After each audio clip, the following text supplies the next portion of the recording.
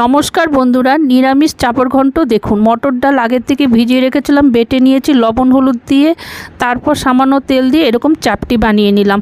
কড়াইয়ের মধ্যে ঘি দিলাম এবং শুকনো লঙ্কা, তেজপাতা, রাঁধুনি ফোড়ন দিলাম, করলা দিলাম। এটা একটু ভাজা ভাজা হয়ে গেলে অনেক রকমের সবজি দিয়ে দিলাম।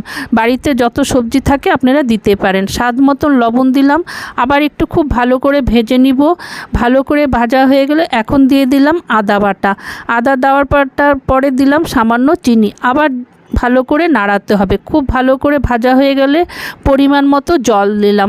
জল দিয়ে একটু ভালো করে নাড়িয়ে 10 মিনিটের জন্য ঢেকে দিব।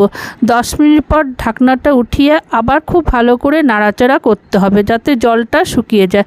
এখন আমি দিয়ে দিলাম চাপটিগুলো দিয়ে খুব ভালো করে ভেঙে দিতে হবে। তারপর দিলাম সামান্য ঘি দিয়ে খুব ভালো করে এটাকে নাড়াতে হবে। তৈরি হয়ে গেল আমার চাপড় ঘন্ট।